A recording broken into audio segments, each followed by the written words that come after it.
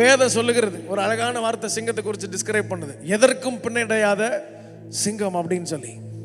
காட்டுக்கு ராஜான்னு நம்ம எதை சொல்றோம்? ஆக்சுவலா நீங்க எதை தான் சொல்லணும்? காட்டிலேயே மிகவும் பலமுள்ள மிருகம் எது? என்ன பாஸ்டர், நாங்க என்ன ஜூவா வச்சு நடத்திக்கிட்டு இருந்தோம், அப்படி கேட்டா எப்படி அப்படின்றீங்களா? காட்டுல மிகவும் பலமான மிருகம் எது அப்படின்னா என்னது? பலமுள்ள மிருகம் எது? யானை தான் பலமுள்ள மிருகம். உயர்ந்த மிருகம் எது? ஜிராஃப், ஒட்டகச்சிவிங்க தான் உயரமான மிருகம். சரி, வேகமாக ஓடக்கூடிய விலங்கு எது? சிறுத்தை, சீட்டா தான் மிகவும் வேகமாக ஓடக்கூடியது.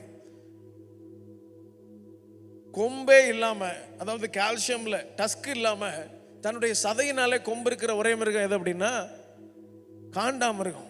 அதனாலதான் அந்த கொஞ்ச பலத்தோடு போன ஆண்டு சொல்ற வார்த்தைக்கு ஈடாக காண்டாமிருகத்தின் பலன் உங்களுக்கு தருவேன்னு சொல்றார். ஹல்லேலூயா. ஆமா. இப்ப எந்த லிஸ்ட்லயுமே யார் வரமாட்டான்னா சிங்கம் வராது. வேட்டையிலே மிகவும் சிறந்தது எது அப்படின்னா புலி தான். புலி மாதிரி வேட்டையாட முடியாது. சரி, அப்புறம் ஏன் சிங்கம் ராஜா அப்படின்னா, சிங்கம் வந்து ஒரு பேட்டில் ஃபிக்ஸ் பண்ணிருச்சுன்னா, ஒரு டெரிட்டரிய, ஒரு எல்லையை முடிவு பண்ணிருச்சுன்னா, அதற்குள்ளாய் வருகிற விலங்குகளை தனக்கு அடிபணிய வைக்கத்தக்கதாக தனக்குள்ள ஒரு கரேஜ், ஒரு பேஷன் இருக்கும்.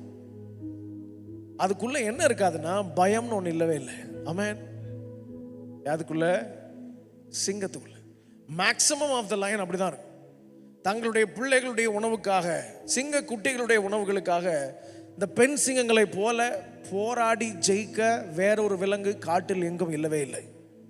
பெண் சிங்கங்களே, சத்தத்தையே காணுமே, உங்க வலது கரத்தை உயர்த்தி ஒரு ஆமைன்னு சொல்லுங்க பார்ப்போம்.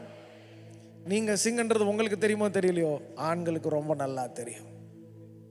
அமைதியா இருக்காங்க, சிரிச்சா மாட்டிக்குவான். ஹல்லேலூயா.